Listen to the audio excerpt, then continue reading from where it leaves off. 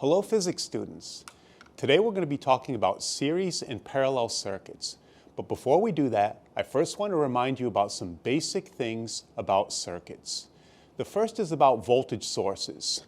Voltage is always between 2 points. Like in the case of this battery arrangement, there's a red and a black wire. It's about 4.5 volts from one wire to the next. Any device that's going to run off these batteries must be connected to both sides. In other words, if I just connect this light bulb to the red wire or the positive wire, it will not turn on. I must make a connection to both sides and then the light comes on. So in a sense, a circuit, a completed circuit, always has to be like a loop going around. And if you interrupt that loop at any place, snip this wire, snip that wire, the circuit will go out. Okay, so here is a board of a circuit that's what we call a parallel circuit. And you could kind of see why there are two wires that run parallel along these boards. And what you do in such a circuit is you charge one of the wires up perhaps positive. So let's suppose I hook this up to the positive side of the batteries, and then the other side, the other wire, to the negative side of the batteries. So the electricity wants to go from plus to minus, but notice these switches are open. There's a gap here through which the electricity can't jump. And so what you can do is you can activate a particular part of the circuit by closing this switch, completing the circuit. Now electricity can go from plus through minus through that bulb and it can turn on, or you could turn it off. So this is the basic construction of what we call a parallel circuit. And then we're going to talk about what is true for all the things like current, voltage, resistance, all throughout such a circuit. Compare that to this circuit. This is what we call a series circuit. Notice all the bulbs are just in one line. And then I could connect maybe the positive side of the battery here and the negative here, and all the bulbs are on one single chain. So we're also going to study the behavior of such a circuit like this, how it performs, the voltage throughout, the current throughout, the resistance throughout. So these are the two circuits. What I'm going to do is now configure them to a power supply, and we'll see how they behave differently. I don't know how well you could see this, but what I've done is turned out the lights so we could see the lights glow brighter. I was a little concerned that we couldn't see them glow very effectively before. But what I've done is I've connected the positive end of a power supply to this parallel circuit, this branch on this side, and then the negative side on this side, which runs through the other side of the light bulbs. I'm going to turn this light on. It's not going to come on because right now I don't have any voltage. So I'll crank up the voltage until I can see the bulb glow nice and bright. So I can operate that bulb by activating this switch, opening it up, breaks the circuit, closing it, turns the circuit back on. What I'm going to do now is flip the switch on the second bulb up here, and you see that it turns on. Notice that the bulb brightness of bulb 1 did not significantly diminish. It's about as bright as it was without the other bulb on. And I'll put on the third bulb and the fourth bulb, and you could see I could light them all up independently. The other thing that's true is if I, for example, shut this bulb off, the second one up, right here, the other two beyond it continue. In fact, you could turn any one of these bulbs on and off, and it does not affect the performance of the other bulbs. So that's a key feature of a parallel circuit, that the bulbs act independently, the elements act independently. These don't need to be bulbs. They could be electric motors, for example, and then all of them would be running simultaneously. The other is that you could activate them independently. If one of them fails, like if I smash this bulb, I could achieve the same thing by unscrewing it. It's just like shutting it off, the others keep going. And the brightness of all of them stays the same even as I'm turning bulbs on and off. So that's the parallel circuit.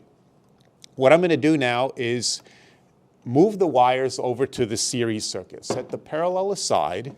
And now I'm going to put the positive side down at the bottom, and I'm going to hook the negative side right above the first light bulb, and it turns on just like in the parallel circuit. But what I'm going to do now is I'm going to move this negative to beyond the second bulb, and you see now they both turn on, but you should notice that the bulbs are noticeably dimmer. And if I go on to the third bulb, now, I'm getting a loose connection here. Let's see something. So now you can see the bulbs so dim you could hardly see them, and especially if I go to the fourth bulb, then they're glowing, but you probably can't hardly even see them on the screen. So that's the one difference with a series circuit. The more bulbs you put on, the dimmer they all get as you're adding bulbs. What I'm going to do is crank up the voltage so we could see the bulbs and make them all brighter. We could see them a little bit better to show you another feature of a series circuit. So let's suppose this second bulb fails. And again, I'll achieve that not by smashing it, but just unscrewing it. And you'll see that all of the bulbs go out.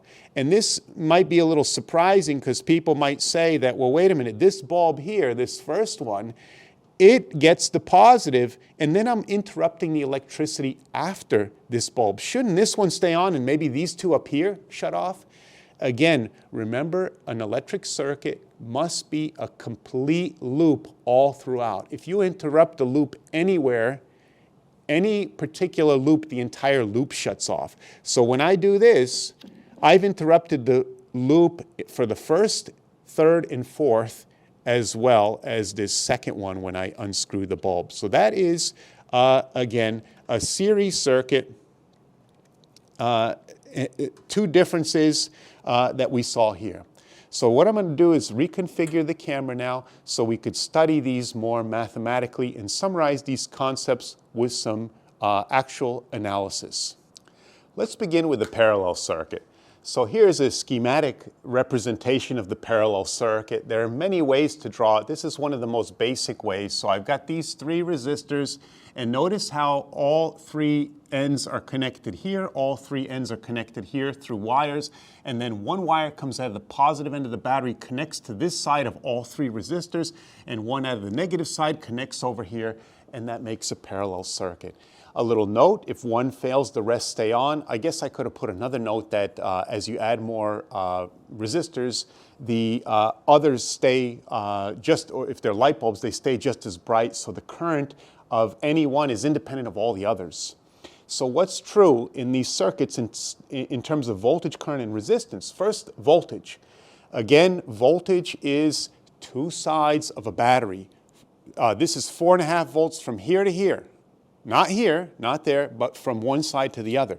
And what you could see is that all of these resistors have direct connection to both sides of the battery through wires alone with nothing in the way.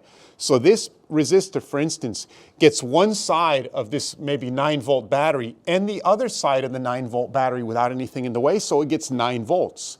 Same with this. It gets both sides of the 9 volts directly, so 9 volts to this. In other words, mathematically, the voltage of the battery is the voltage in each of the resistors. It applies to each resistor fully. So each resistor gets the full voltage of the battery. In terms of the current, well, this says that the total current out of the battery is equal to the sum of the individual currents in each of the resistors. Think of this as roads. Let's suppose this is a big parking lot and 10 cars come out of the parking lot. And then they go around this roadway and return to the parking lot on the other side. But there were 3 choices they could have gone, 3 different roads. And let's suppose 2 cars go here, 3 go here, so we're up to 5. 5 must have gone here because 10 cars went through the whole arrangement. That's what this is saying, but in terms of amps. But one thing I want to point out is that each one of these is fixed. As you keep adding more resistors, you're adding more and more current, so this total load on the battery increases. Like, for example, if this takes 1 amp, and this takes 1 amp, and this takes 1 amp, if you add another one, these all take 1 still, but you're adding a 4th. So there's 4 amps out of the battery, so this kind of means parallel. The more you add, the more it pulls out of the battery for current. Now, it's kind of counterintuitive that when you add a resistor, the current goes up, right? You would think more resistance, maybe the current should be going down. No, you're just adding another pathway. And so if current is going up, the overall resistance in the circuit must be going down. Adding a resistor makes R go down in a parallel circuit, the total R. Mathematically, the way you can calculate the total resistance of a parallel circuit is using the reciprocal rule, 1 over R1, 1 over R2, 1 over R3, added together, and then you take the reciprocal of that answer. You may recognize this as the formula for finding the equivalent capacitance of capacitors in series. Now it's the resistor rule for parallel. The rules switch around. So these are the basic relationships for voltage, current, and resistance. Another thing I want to point out that this is not the same as R1 plus R2 plus R3. I mentioned that in the capacitor video. You think, oh, we're flipping it over. Why don't we just flip them over and add them? If you try that with some numbers, you would see that it doesn't work. Okay, you have to actually add up all the reciprocals, get the answer, and then take the reciprocal of that. Parallel circuits. Let's move on to series circuits. So series circuits, the resistors are arranged, or the components are arranged in a chain. And I drew this a little bit differently, like in the board here, they were all linear like this. But I put this one down here to point out that sometimes resistors are drawn in a different way to kind of, and sometimes it misleads people. Some people might say, well, these look like parallel because they're like this, right, next to each other. That's not the key feature. In a series, what's true is that there's only one path for the electricity to flow. Here there are multiple paths. Any one resistor does not have connection to both sides of the battery. Okay, both sides apply to all three resistors, and that's series. And then if one fails, they all stop. I could have added another fact here that as we add more resistors, the current goes down, the bulbs get dimmer, okay, but I didn't put that. So mathematically, this is what's true of the current. All the battery current goes through all the resistors. And you could see that, again, if we thought of this as a parking lot in a road, there's only one road. If 10 cars came out this end of the parking lot and then pulled back into this end of the parking lot, all 10 cars had to go through all resistors. So current out of the battery is the current through every piece equally. The voltage, though, gets split up. Remember, voltage is two prongs. If this is a 9-volt battery, 9 volts is in here. 9 volts isn't there. 9 volts is to these two sides. 9 volts is both wires. And notice one end of 9 volts connects here, the other end of 9 volts connects there. So they all three split up that 9 volts, okay? And so the formula may look like the current, but it behaves differently. In this case, these are all fixed, and adding more resistors ups the current. What's fixed in this case is the voltage of the battery. So adding more resistors means you just have more pieces sharing that 9-volt battery. The voltage to each one goes down. That's why the current goes down. The bulbs got dimmer, okay? And so if you're adding resistors and the overall resistance is going up, mathematically, the formula that shows that is you just sum up the resistances to get the total of this entire circuit. Okay, so, all right, so if you need a moment, I'll create a pause to allow you to catch up with the notes. What I'm going to do now is just a couple, hopefully quick examples. Okay, so one of parallel and one of series. Okay, so here's example 1. We have 3 resistors, 1 ohm, 2 ohm, 3 ohm. They're connected in parallel to a 12-volt battery. We are going to determine the equivalent resistance, the total current out of the battery, the current in each of the 3 resistors. Now, before I begin, I just want to point out that these diagrams can vary, as I said earlier. For example, this is also a parallel circuit. It looks different than what I drew. And maybe these you might think are parallel because they kind of look similar to the last example where, the elements lined up like this.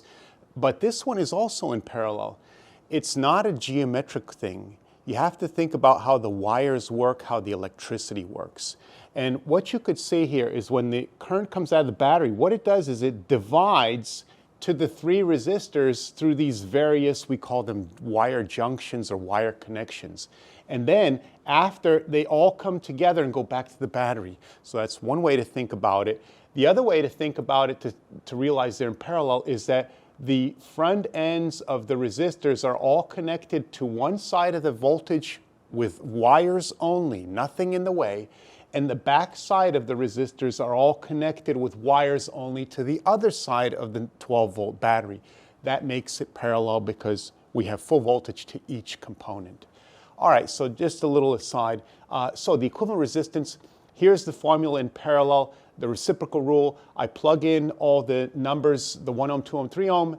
Now I found a common denominator of 6 here, making this 6 over 6, 3 over 6, and 2 over 6. Added together gives me 11 over 6, flipped over gives me 6 over 11 ohms.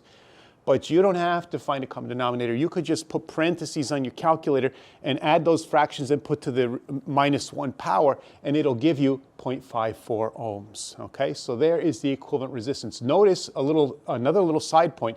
It's smaller than any one of the resistance, and that's true in parallel. The equivalent is smaller than the smallest of all of them because of the way the load works. Next, the total current coming out of the battery. What we're going to do, by the way, let me create a pause in case you need a moment to catch up. Okay, so to get the total current, you can use just Ohm's law. If you want the total current, you just have to use total volts and total resistance. So there's total volts and resistance. It's more convenient to use the fraction form here because it gives you a more exact number of 22 amps. There's the current coming out of the battery. Now, how can you find the current going through each individual resistor? You can use Ohm's law for each individual resistor. Notice they all get the full 12 volts, but we have different resistance values in each branch, and so we get different currents in each branch. And one final point, again, remember that idea that the total current is the sum of all these. You can verify that by adding these all together. You get the 22 amps. So that's one point, just to point out that that's still true, but also another point in terms of practical aspects of problem solving. If you're asked to find, say, the total current in this case, you can find it this way or this way. Either way is acceptable. So in circuit problems, there's often multiple ways to solve one problem that are all correct. All right, so if you need a moment, I'll create a pause to allow you to copy this down. All right, so the second example, what we're going to do is use the same resistors, the same battery, but we're going to analyze them in series. We're going to determine the equivalent resistance to total current, but here's the thing. Once we find this, let's suppose it's 5 amps, right? It's 5 through all of them, so this would be kind of like pointless. So rather than finding the individual currents, what we're going to do is find the individual voltages going or across each resistor, V1, V2, and V3, okay?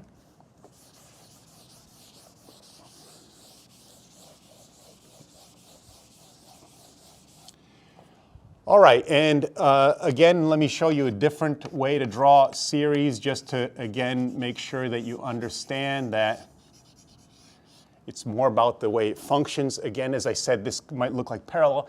It's series because there's only one path for the electricity to flow, and all the resistors don't have full access to both sides of the voltage source. That's another way to see that it's in series. All right, so the equivalent resistance, part A. Well, this is just the formula where you add up all the individual resistors. And so we put in the 1 ohm, the 2 ohms, and the 3 ohms.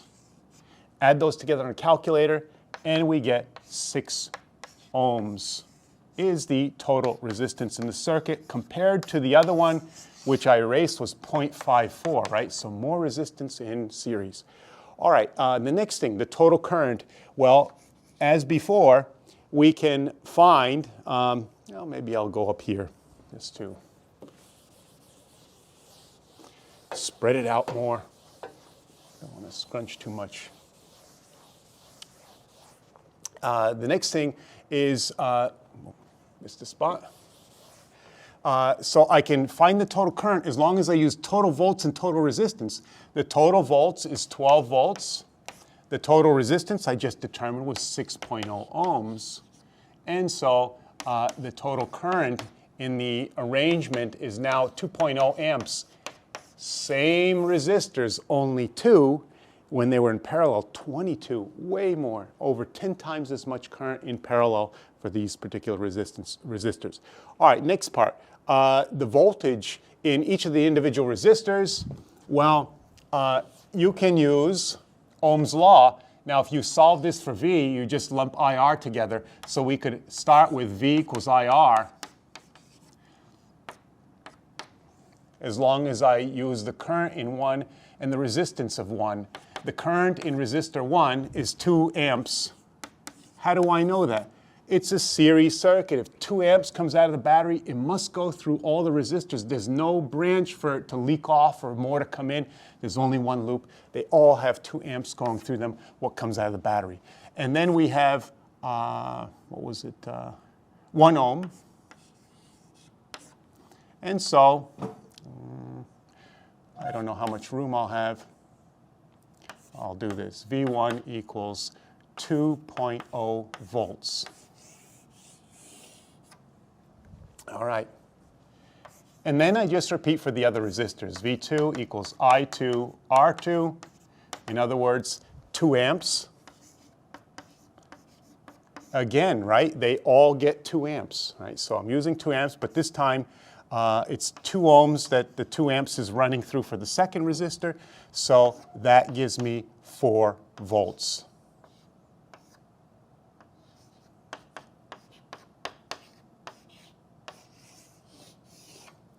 And the last part, E, for the resistor 3, I again use Ohm's law, V equals IR. But now I will again put 2 amps because it's series. They all get the same current, but it goes through 3 ohms for resistor 3 over here. 3 ohms, same 2 amps. That gives me V in the 3 ohm will be 6.0 volts.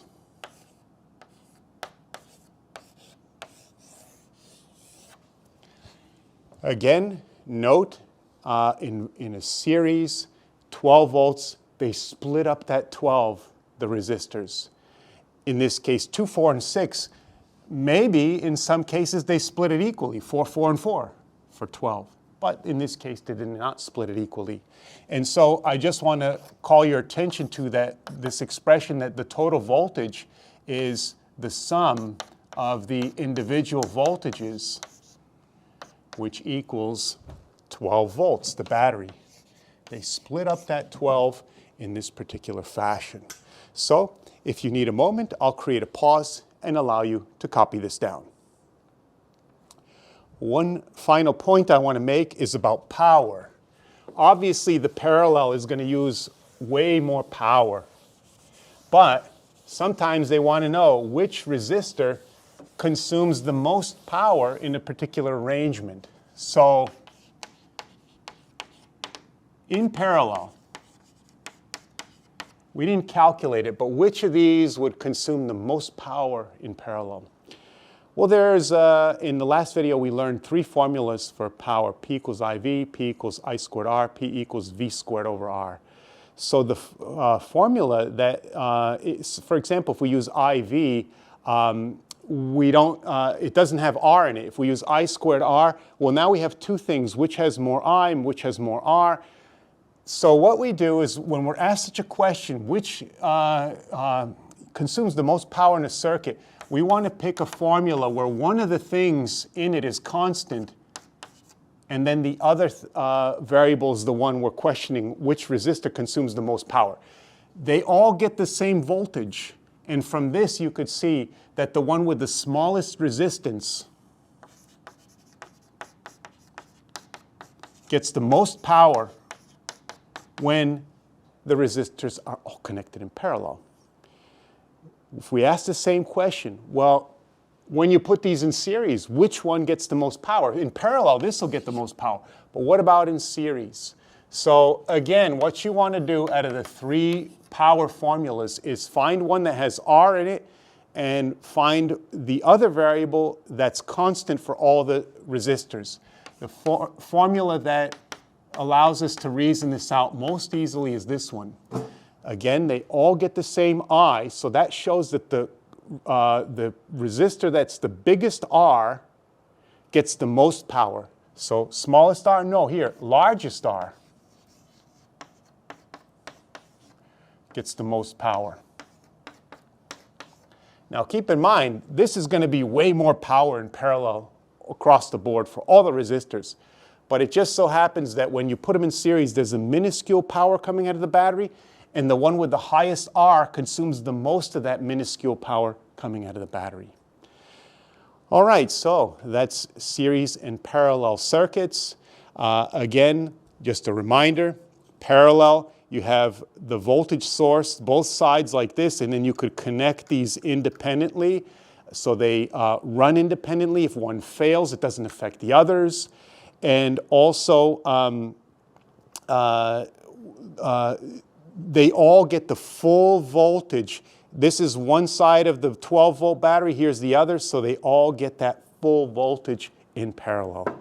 Whereas in series, there's only one chain. So that means if you make a loop out of this with a battery, if any one of these fails, the whole circuit fails because we no longer have a loop of electricity. Also, the voltage gets split up, which is why the bulbs get dimmer and dimmer the more you add. And so that's some differences in series and parallel. So I hope you enjoyed the demonstrations. I hope you enjoyed the analysis. I'll see you in the next physics video.